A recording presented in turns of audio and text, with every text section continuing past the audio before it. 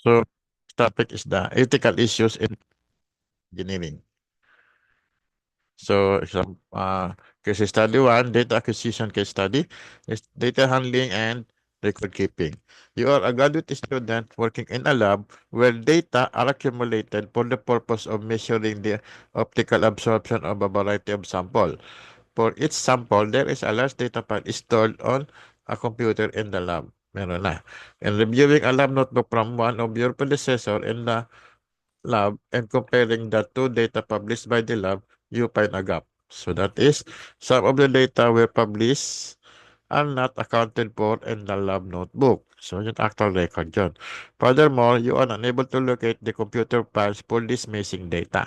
You talk to a fellow graduate student about the situation and he tells you that you should be very concerned about the situation and that it should be reported.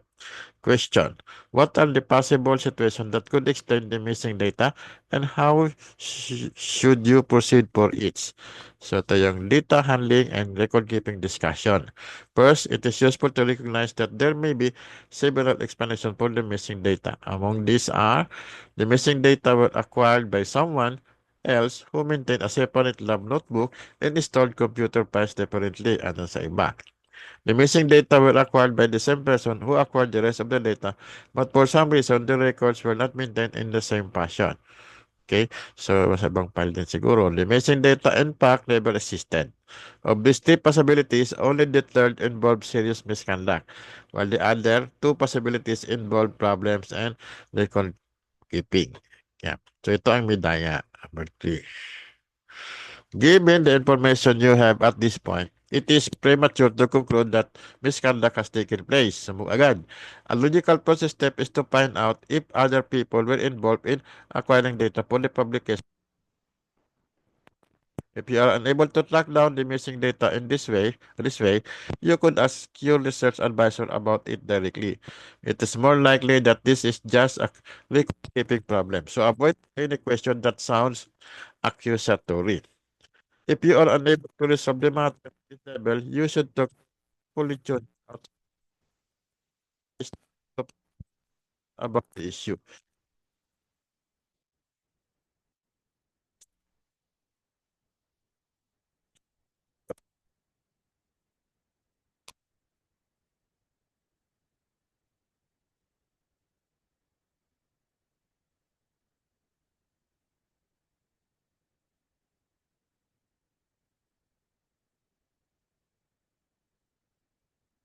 Provide conduct for me.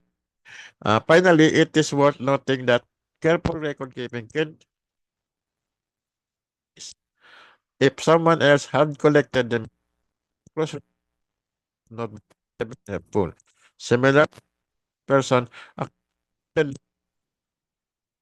is differently. That point should be noted in his or her lab. Ito dapat ang ginawa sa record keeping.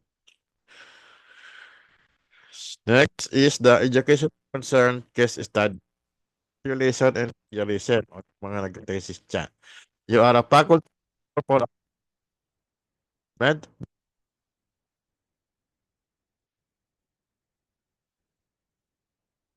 For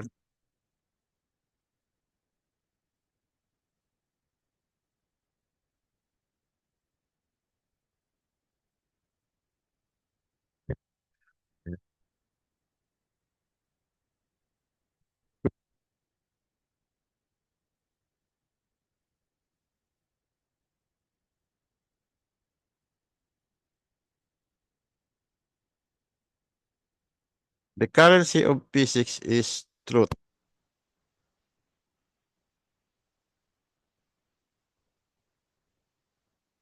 Physics. It is unfortunately true that many students do not understand the material from the web is not free but must be acknowledged with the same citation structure that is used for printed material. While ignorance of the law does not excuse reading it, in many cases there is no intent to do wrong. It is also possible that this student knows he is cheating but is claiming ignorance, hoping to escape the consequences. There are a number of options. One would be to ignore the problem. Alternatively, you could contact his instructor and discuss the problem with her. You could alert your chair that there is a cheating graduate student in the department. You could also tell no one else, but treat the occurrence as a teaching moment, working with the student to help them understand the seriousness of it and how to correct it. An outside observer might ask you whether the department discusses plagiarism in its orientation program for its new graduate studies. Another question might be whether there is a way to monitor this student's future behavior without irreparably damaging his future. This is a situation in which the importance of formal ethics instruction comes to the fore. So, ito yung mga reference natin. Ethics Case Studies, Student Station. Case Studies developed by APS Task Force on Ethics Education. Yan. Edited. Kadugtong to by Heidi Dos and Gabriel Popkins. Yun, marami doon case study. Eh? This is the end of the topic.